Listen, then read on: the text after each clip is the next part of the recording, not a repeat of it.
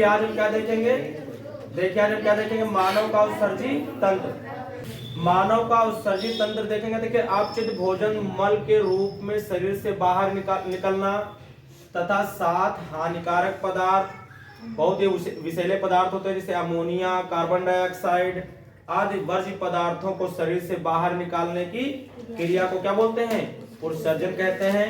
सामान्यतः, लेकिन इनमें सब में क्या होता है, सामान्यतः जो मूत्र को शरीर से बाहर जो निकालने की क्रिया है उसे ही क्या बोलते हैं, उत्सर्जन कहते हैं। और इसमें जो अंग भाग लेते हैं, जो उत्सर्जन में अंग जो भाग लेते हैं उन्हें क्या बोलते हैं, उत्सर्जी अंग कहते हैं। ठीक है, क्या बोलते हैं इसको हम, उत्सर्जी अंग कहते हैं।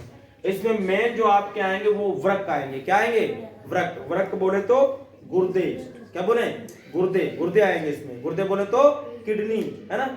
ये मेन जो है इसमें उत्सर्जी अंग में आएगा। कौन, वैसे भी तो जो होंगे सो होंगे, लेकिन मेन आपका कौन सा है, गुर्दे। क्या है, वृक्क। हिंदी में क्या बोलते हैं इसको, वृक्क बोलते हैं। जो वृक्क हैं या आप कह सकते हो जिनको क्या बोलते हैं हम, गुर्दे भी बोलते हैं, या जिनको हम क्या बोलते हैं, किडनी भी बोलते हैं, ये मेन उत्सर्जी अंग है। सारा शरीर का जो फिल्टर वाला काम है, जितनी लिक्विड में जो बेकारी चीजें हैं उनको कौन करता है, गुर्दा ही क्या करता है, किडनी ही क्या करती है, वृक्क ही क्या करते हैं, फिल्टर करके निकालने का काम करते हैं। ठीक है, मनुष्य के उत्सर्जन अंग में देखेंगे, आज देखेंगे क्या देखिए आज क्या देखेंगे हम, अब इसके बाद देखिए क्या देखेंगे, मनुष्य के उत्सर्जन अंग देखेंगे। देखिए मनुष्य के उत्सर्जन अंगों में वृक्क यानी किडनी, गुर्दा ये मुख्य है।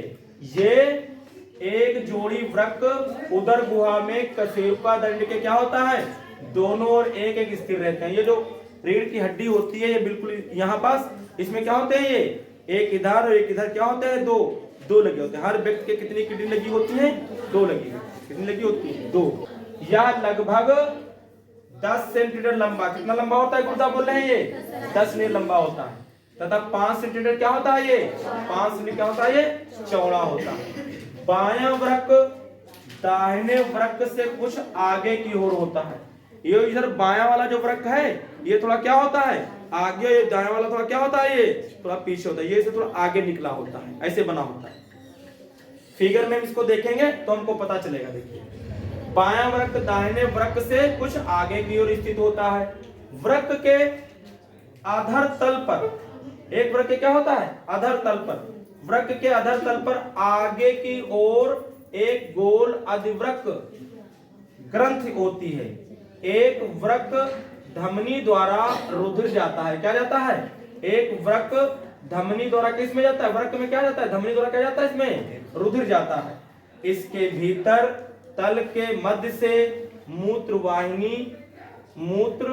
वाहिनी निकलकर मूत्राशय में खुलती है। मूत्राशय नीचे की ओर एक पेशी मूत्रनाल द्वारा जनन मूत्र छिद्र के रास्ते से क्या होता है, बाहर निकल जाता है, या बाहर खुलता है, उसके माध्यम से बाहर क्या हो जाता है, वो निकल जाता है। हम क्या देखेंगे, वृक्क को देखेंगे। किसको देखेंगे, वृक्क। वृक्क बोले तो इसी को हम क्या बोलते हैं, किडनी भी बोलते हैं। इसको क्या बोलते हैं हम, किडनी भी इसको बोलते हैं, इसको हम वृक्क भी बोलते हैं, और इसको हम गुर्दे भी बोलते हैं। क्या बोलते हैं, गुर्दा भी इसको बोलते हैं। हर व्यक्ति के पास कितने गुर्दे होते हैं, 2। अगर किसी के पास एक गुर्दा हो दूसरा ना भी हो तब भी वो व्यक्ति उतना ही काम कर पाएगा, कोई उससे बहुत ज्यादा फर्क नहीं पड़ने वाला है, लेकिन ठीक ठाक काम कर रहा हो, समझे। ऊपर ने कितने गुर्दे बनाए हैं, 2। गुर्दों का मेन काम क्या है, ब्लड को क्या करना, ब्लड से जो यूरिया या जो विभिन्न प्रकार के विषैले पदार्थ होते हैं उनको क्या कर देना, छान के बाहर निकालना। ठीक है, तो आइए इसके बारे में थोड़ा देखते हैं। देखिए जो इसमें हमारे पास जो जितने भी व्यक्ति होते हैं कितने गुर्दे पाए जाते हैं, 2 पाए जाते हैं।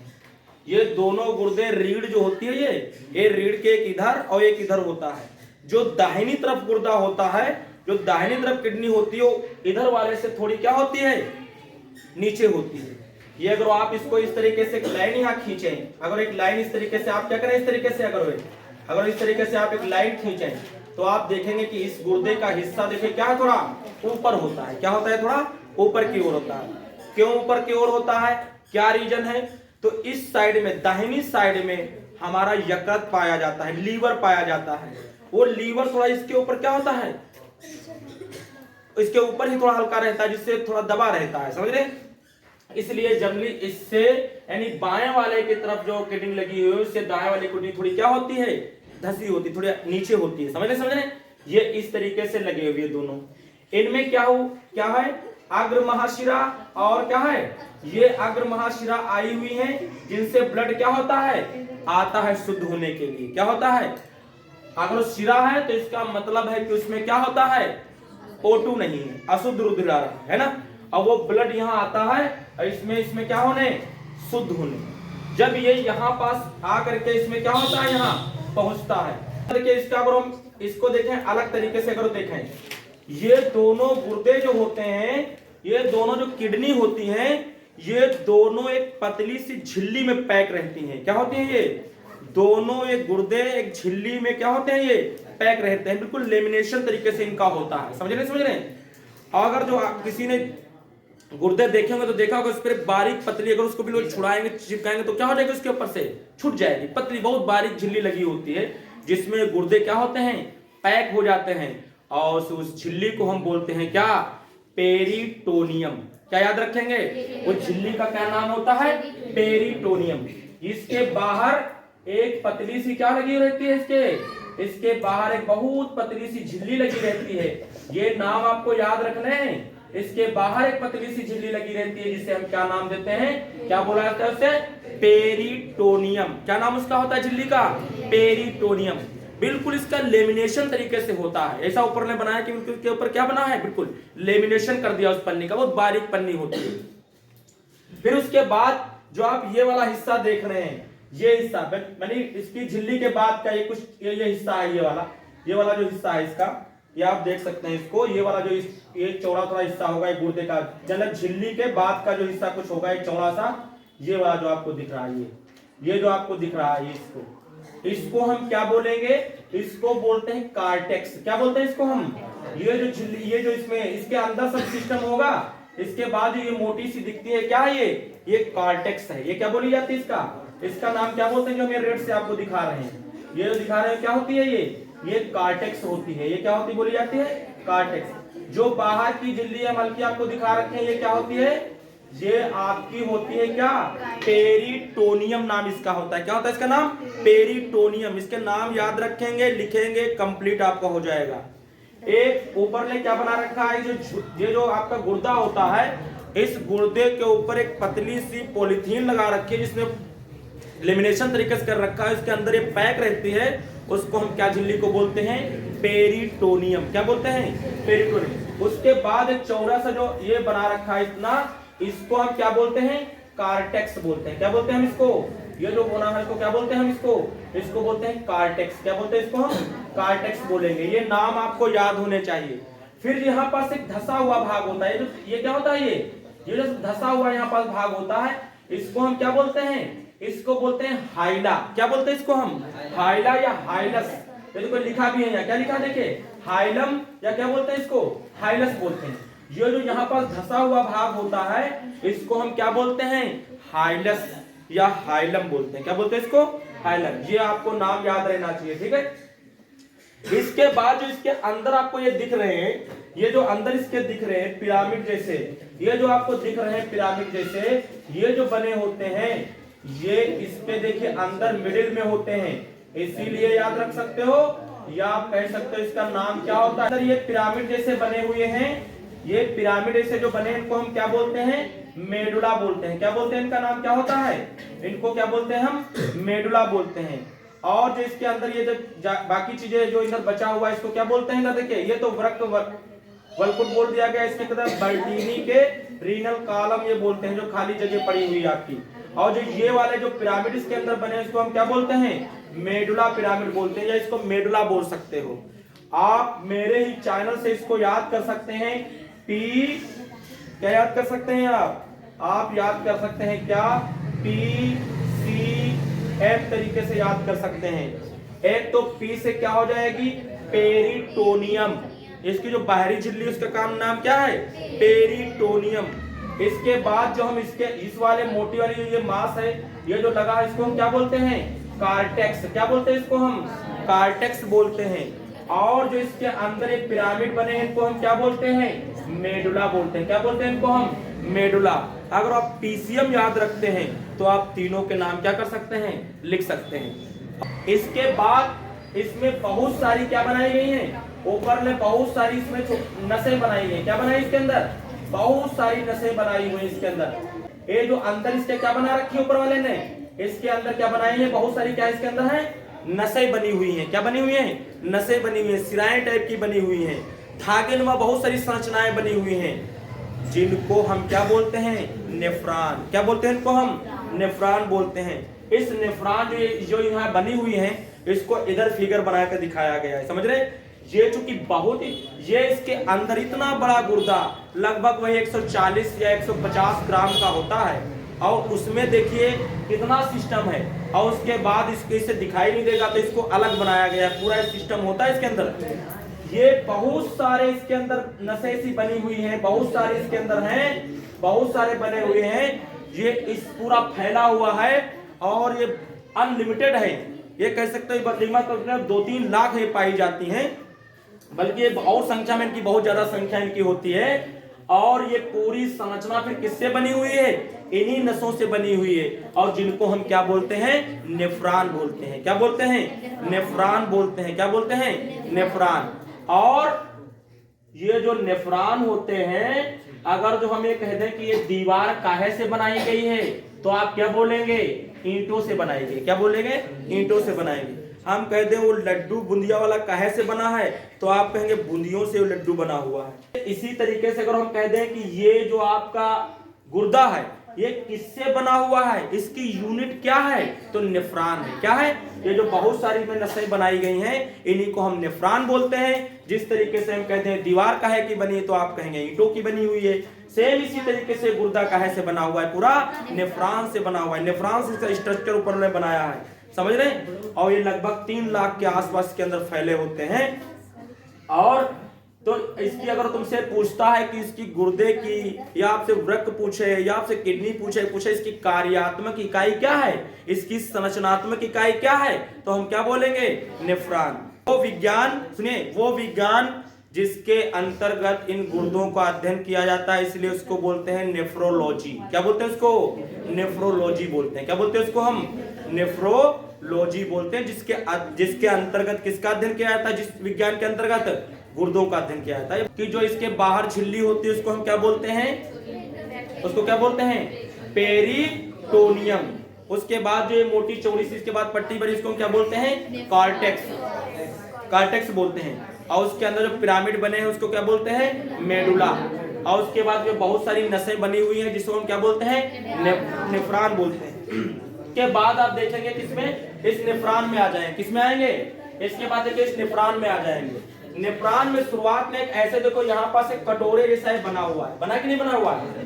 जो शुद्ध होने वाला ब्लड है पहुंचता है, कहाँ पहुंचता है? यहाँ पर ये पहुंचता है। ये साकृत वृक्क धमनी है, ये क्या करता है? यहाँ ब्लड ये यहाँ पहुंचता है। और ये बिल्कुल इस तरीके से होता है जैसे आप समझ, ये बहुत सारे पूरा गुच्छा होता है। कि क्या होता है? गुच्छा। यही छानना शुरू हो जाता है किसका? ब्लड का। प्यूरिफायर होना यहाँ से शुरू हो जाता है। जैसे यहाँ एंट्री मारता है प्यूरिफायर होना शुरू हो जाता है। ये उसी तरीके से कह सकते हो, थोड़ा आप अगर फील करना चाहे तो कर सकते हैं। जैसे आप अनार को छीलते हैं तो उसमें दाने ही दाने रेड जैसे भरे रहते हैं, आप उसी तरीके से इसमें कह सकते हो। जैसे ही ये ब्लड इसमें जाता है सफाई होना शुरू हो जाती है। और जब यहाँ सफाई होती है, लेकिन यहाँ सफाई तो होती है लेकिन प्लाज्मा का यहाँ साफ नहीं हो पाता। यहाँ केवल और चीजों को तो अलग करता है ये। कहाँ? यहाँ पर। ये जो आपका क्या बना हुआ है? ये बना हुआ है ना, इसको हम क्या बोलते हैं? बोलते हैं ग्लोमेरुलस बोलते हैं ना। ये जो ग्लोमेरुलस है इसके अंतर्गत ये जो ही क्या करना शुरू कर देता है, यहाँ से इस ब्लड को क्या करना है? छानना शुरू कर देता है। लेकिन छानता तो है लेकिन प्लाज्मा का यहाँ छान नहीं पाता ये, इसीलिए ऊपर वाले ने और आगे बढ़ा है। तो इनमें बहुत सारे अभी भी कई ऐसी चीजें रह जाती हैं। ये सब कुछ तो चूस लेता है, ये चूसने का काम करता है, बाकी जो बेकारी चीजों को अलग करता है, लेकिन प्लाज्मा में से अलग नहीं कर पाता। इसलिए ऊपर वाले ने क्या किया है? इसको और लंबी इस तरीके से बनाया है। और जब ये आगे बढ़ता है ब्लड तो इसमें से और जो अच्छी तरीके से चीजें होती हैं वो क्या होती हैं, ये अवशोषित होती चली जाती हैं। अवशोषित होने के बाद बाकी की चीजें क्या होती हैं, मूत्र के रूप में। ये जो आपकी ये जो बनी हुई है ना, ये जो नली दिखाई गई आपकी, ये वाली, ये जो नली आपको दिखाई गई ना, ये वाली, ये जो नली दिखाई गई ना, इसको हम क्या बोलते हैं, इधर से भी देखो ये दिखाई गई ना, इसको हम क्या बोलते हैं, इसको हम क्या बोलते हैं, मूत्र वाहिनी बोलते हैं। इसमें आकर के ये ऊपर ने थैली बना रखी है, यही मूत्र क्या हो जाता है, स्टोर रहता है। इसे बोलते हैं क्या, मूत्राशय बोलते हैं। यहाँ पर कभी कभी क्या होता है, इसी में क्या होता है कि यहाँ पर जो अगर चिपक जाता है, बंद हो जाता है, तो इंसान बहुत परेशान होता है। तो डॉक्टर क्या करता है, यहीं पर इसको ऑपरेशन करके इसमें क्या करता है, नलकी डालकर पेशाब क्या करता है, वो निकाल देता है, तब उसको कुछ राहत मिलती है।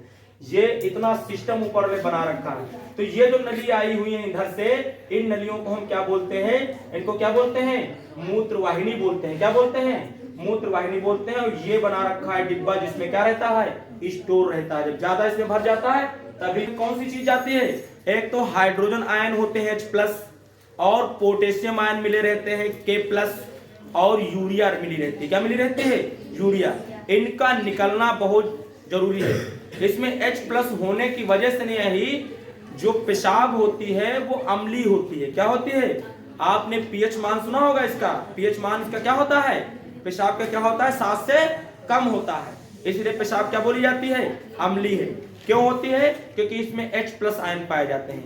H+ आयन की वजह से नहीं आई पेशाब क्या होती है, अम्लीय होती है। और इसमें पोटेशियम आयन पाए जाते हैं, और इसमें यूरिया पाई जाती है। ये यूरिया कहाँ बनती है हमारे शरीर में, जो हमारे शरीर के अंदर यूरिया कहाँ बनती है, यकृत में बनती है, लीवर में बनती है। वहां लीवर क्या करता है, अमोनिया को यूरिया में चेंज कर देता है। क्या करता है, वहां अमोनिया को यूरिया में चेंज कर देता है। और जब ये ब्लड के साथ में आता है तो ये जो गुर्दे होते हैं, जो किडनी होती है, उसको क्या करती है, फिल्टर कर देती है। उसमें से शरीर से H+ आयन, K+ आयन मतलब हाइड्रोजन आयन, और पोटेशियम आयन और यूरिया का निकलना क्या है, बहुत जरूरी है। जब कभी कभी क्या हो जाता है, इंसान के ये चीजें निकल नहीं पाती है, तो फिर उसका क्या करना। और सुनिए चाय पास से सुनिए, ये जो पूरी एक क्रिया होती है यहाँ, जो यहाँ से इसका अवशोषित कर लेता है और बाकी की चीजें बाहर निकलती है, इसी को हम क्या बोलते हैं, इस प्रोसेस को डायलिसिस बोलते हैं। इसको क्या बोलते हैं, ये ब्लड, ये जो आपका ये जो ग्लोमेरुलस है ना, यहाँ से क्या होता है, ये अवशोषित करना शुरू कर देता है, और फिर ये सब क्या करता है, इसमें अलग करता है, जो विषैले पदार्थ उनको अलग कर देता है। इसी क्रिया को पूरे को हम क्या बोलते हैं, डायलिसिस बोलते हैं। क्या बोलते हैं इसको हम, डायलिसिस। ये डायलिसिस यहाँ होती है। अगर जो ये क्रिया जिसमें गड़बड़ी हो जाती है गुर्दे में, तो ये डायलिसिस हो नहीं पाती, जिससे पूरे शरीर में क्या होता है, ब्लड में ये जो विषैले पदार्थ ये निकल नहीं पाते, तो पूरे ब्लड में क्या हो जाते हैं, फैल जाते हैं। इसलिए उस व्यक्ति की क्या कराई जाती है, डायलिसिस कराई जाती है। डॉक्टर उसको क्या करता है, फिर उसकी डायलिसिस करता है, जिससे खून को एक मशीन से गुजार करके पूरा क्या किया जाता है, प्यूरिफाई किया जाता है। ये सिस्टम किया जाता है। और इसमें 2 क्रियाएं होती हैं। मतलब क्या होती है, यहाँ पर केवल क्या होता है, ब्लड में से तो होता है, लेकिन प्लाज्मा का यहाँ शोधन नहीं हो पाता। फिर वो आगे बढ़ता है तो आगे फिर से क्या होता है, रीप्यूरिफायर होता है। क्या होता है, रीप्यूरिफायर होता है, मतलब दोबारा फिर से होता है। उसका कोई भी अच्छी चीज में जाने नहीं पाती है, ये सारी चीजें क्या करती है, उसको अवशोषित करने के। ये वाला जो स्ट्रक्चर होता है, इसको हम क्या बोलते हैं, बोमेन कैप्सूल बोलते हैं। क्या बोलते हैं इसको, बोमेन कैप्सूल बोलते हैं। उत्सर्जन की क्रिया देखें कैसे उत्सर्जन होता है। तो रक्त नलिकाएं एक प्रकार के छन्ने का कार्य करती हैं। ये क्या करती हैं, छन्ने का काम करती हैं। ये जो विषैले पदार्थ हैं उनको क्या करते हैं, अलग कर देते हैं, और जो जिसमें से जो इंपॉर्टेंट पदार्थ हैं, जो उपयोगी, उनको क्या करते हैं, वो अलग कर लेता है। ये गुर्दे में ये काम होता है, क्योंकि रुधिर जो होता है चौड़ी अविभावी धमनी द्वारा, एक अविभावी धमनी लगी हुई है, द्वारा बोमेन्स कैप्सूल में जाता है। कहाँ जाता है, जो रुधिर होता है कहाँ जाता है, बोमेन कैप्सूल में जाता है, और फिर संकरी अपवाही धमनी द्वारा उससे बाहर निकलता है।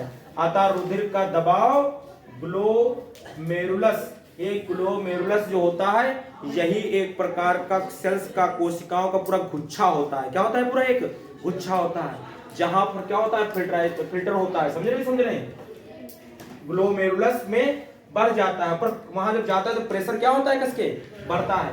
इसके फलस्वरूप रुधिर में घुले सभी पदार्थ छन जाते हैं, जिसके बाद वहां घुले हुए सभी पदार्थ क्या हो जाते हैं, जिनको जिसमें जिसमें अलग होना है वहां क्या हो जाते हैं, अलग हो जाते हैं, छन जाते हैं।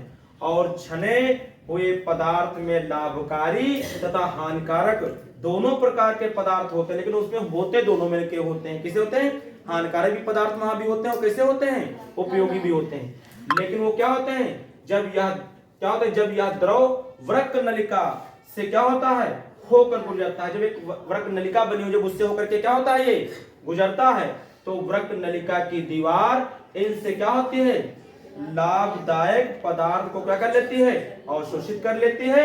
इस प्रकार केवल हानिकारक पदार्थ ही संग्रह नलिका तथा मूत्र वाहिनी में होते हुए क्या होते हैं, मूत्राशय में पहुंच जाते हैं और वहां से समय समय पर क्या होते हैं, बाहर निकाल दिए जाते हैं। कभी कभी किसी के क्या हो जाती है, किडनी में ही प्रॉब्लम आ जाती है, किडनी ही गड़बड़ हो जाती है, काम नहीं करती सही से। जब अगर काम नहीं करेगी तो इसका मतलब है कि ब्लड का ब्लड जो है फिल्टर नहीं हो पाएगा, उसमें जो विषैले पदार्थ है यूरिया वगैरह वो सब क्या हो गए, अमोनिया वगैरह वो सब अलग नहीं हो पाएंगे, और वो अलग नहीं हो पाएंगे तो वो ब्लड में ही क्या हो जाएंगे, मिल जाएंगे, और ब्लड में मिल जाएंगे तो इंसान क्या हो जाएगा, इंसान फिर प्रॉब्लम में आ जाएगा, फिर उसका ब्लड सही से काम नहीं करेगा, क्योंकि पूरे शरीर में तो ब्लड ही होता है। जिसकी वजह से अगर कोई देखता है डॉक्टर, अगर गुर्दे में प्रॉब्लम आ गई, नहीं वर्क कर पा रहे सही, तो फिर वो डायलिसिस करता है। क्या करता है वो, और डायलिसिस सबके कराना बस की बात नहीं, अगर ज्यादा बार कराएंगे तो खर्चा भी अच्छा खासा आता है और परेशानी भी इसमें बहुत होती है, इतना आसान नहीं, ठीक है। इसलिए इस तरीके से गुर्दे जो ऊपर ने बहुत जो चीजें बना दी, बहुत ही वैसी बनाई, बताओ इतना है कि छोटे छोटे लगे हुए हैं और इनका 2 3 दिन 10 दिन 20 दिन 2 महीना 10 महीना 1 साल 2 साल का काम नहीं है।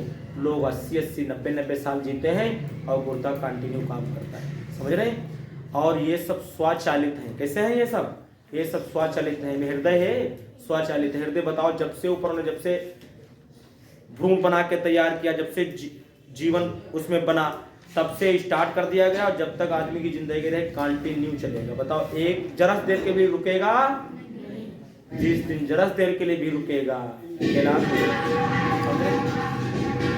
रुक नहीं सकता है। ये कुछ बात नहीं समझ में आई।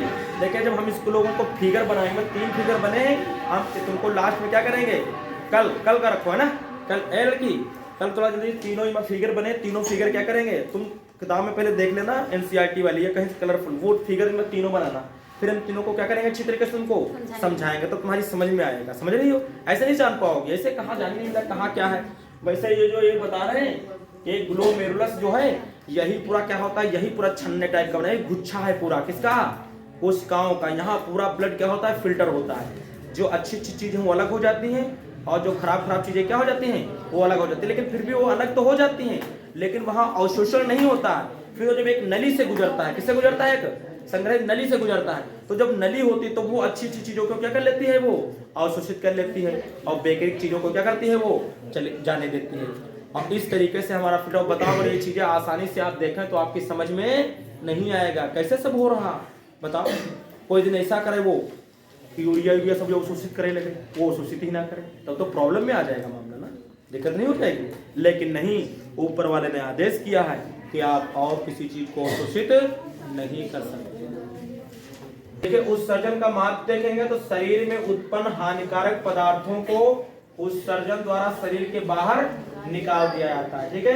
अगर ये नहीं होगा तो शरीर से उत्सर्जित पदार्थ बाहर निकल नहीं पाएंगे, तो समस्या हो जाएगी। नंबर 2 देखिए, स्थायी आंतरिक वातावरण बनाए रखता है, यानी अंदर का जो स्थायी वातावरण है उसको क्या करता है, बनाए रखता है। जैसा सब पूरा इक्वली बनाए रखता है ना, कहीं ऐसा नहीं है कि डिस्टर्बेंस हो जाए। डिस्टर्बेंस तभी होगा जब प्रॉब्लम होगी, ठीक है। अगला नंबर देखिए, क्या उत्सर्जित पदार्थों की आवश्यक मात्रा को शरीर के में क्या बोल रहा है, देखिए उत्सर्जित पदार्थों की आवश्यक मात्रा को शरीर में क्या करता है, बनाए रखता है। क्या करता है, शरीर में बनाए रखता है। जो उत्सर्जित पदार्थ है उनको भी शरीर में क्या करता है, ये जब अगर कुछ उसमें से आवश्यक है थोड़ी देर के लिए तो भी क्या करता है, ये बनाए रखता है, एकदम से बिल्कुल बाहर नहीं निकाले जाते, ठीक है।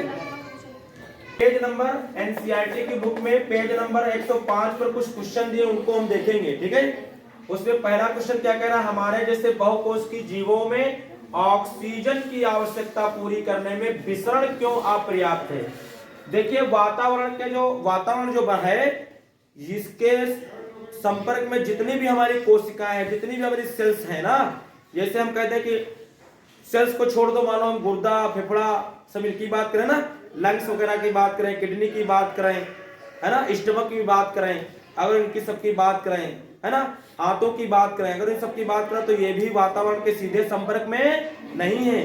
इनको सबको ऑक्सीजन चाहिए, तो ये सीधे वातावरण के संपर्क में है नहीं, तो ऐसे डायरेक्ट कैसे ऑक्सीजन पाएंगे। तो इसीलिए क्या है, अगर वो बहुकोशिकीय जीव हैं तो उनको अंदर की जितनी भी कोशिकाएं हैं उन तक ऑक्सीजन पहुंचाने के लिए क्या किया गया है, श्वसन तंत्र बनाया गया है। तभी उनकी कोशिकाओं तक ब्लड के माध्यम से क्या पहुंचता है, पहुंचती है, ऑक्सीजन पहुंच जाती है, और डायरेक्ट वातावरण से पहुंचेगी नहीं, इतनी ये अपर्याप्त रहती है। समझ रहे। इसलिए इसमें लिखा गया है कि हम जानते हैं कि बहुकोशिकीय जीवों में समस्त कोशिकाएं वातावरण के सीधे संपर्क में नहीं रहती हैं, अतः सरल विसरण समस्त कोशिकाओं की आवश्यकताओं को पूरा नहीं कर सकता। जितनी भी ऑक्सीजन सबको चाहिए वो पूरा ही नहीं होगा, है ना।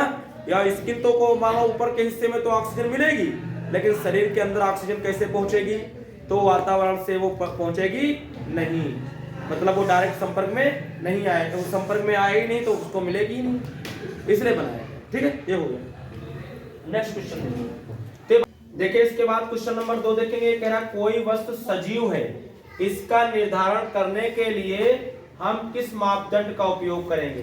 देखिए, अगर हम आपसे पूछें कि बताइए कैसे पता लगाएंगे कि कोई वस्तु जीवित है या क्या है, मृत है, जीव है कि सजीव है कि निर्जीव, पता लगाने को बोले तो अक्सर यही लोग बताएंगे क्या, कि जो चल फिर रही हो वो क्या है, जीवित है, और जो चल फिर नहीं पाती हो क्या होती है, आजीवित बोले थे, जनरली यही बोल देते हैं। लेकिन ऐसा केवल डिफिनेशन इतनी मेन नहीं है, इतना कहने से आपका काम नहीं चलेगा। चल तो पंखे भी रहे, क्या वो जीवित हैं, नहीं।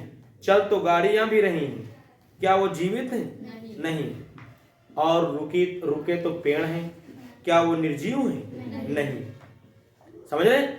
तो अगर क्या होता है कि अगर वो कोई जीवित चीज है तो उसमें क्या होना चाहिए, अगर वो जीवित है तो उसमें जो टूट फूट होगी उसमें ये फिर होना चाहिए कि वो उसकी क्या कर सके, अपने आप उसकी मरम्मत हो सके, क्या हो सके उसकी, अपने आप अगर कोई घाव होगा तो क्या हो सके, उसका भर सके, तो समझ जाना वो क्या है, वो फिर वो जीवित है। क्या है वो, जीवित। अगर वो अपने आप उसमें कुछ नहीं हो पा रहा है, शरीर का अनुरक्षण का कार्य नहीं हो पा रहा है, अगर कोई मरम्मत टूट फूट हो गई, अगर उसकी अपने आप मरम्मत नहीं हो पा रही है, तो फिर वो चीज जीवित नहीं। जीवित होने के लिए उसमें क्या होना चाहिए, टूट फूट की अपने आप क्या होनी चाहिए, उसमें मरम्मत होना चाहिए, उनका भरना चाहिए। समझ रहे।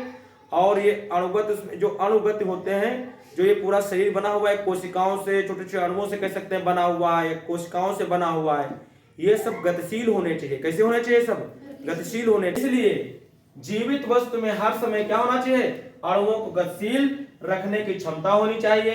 अतः अदृश्य अणुगत, जो अदृश्य अणुगति होते हैं, जो अणुओं की गति होती है, वो जीव के जीवित होने का क्या होती है, प्रमाण होते हैं। अगर जीव में, किसी जीव में अगर ये अदृश्य जो अणु होते हैं वो अगर गतिशील रहते हैं, तो इसका मतलब है कि वो जीव जो है वो क्या है, जीवित है, वो मरा हुआ नहीं, वो निर्जीव नहीं। समझ रहे। कह रहा किसी जीव द्वारा किन कच्ची सामग्रियों का उपयोग किया जाता है, मतलब हम किन किन की चीजों को लेते हैं।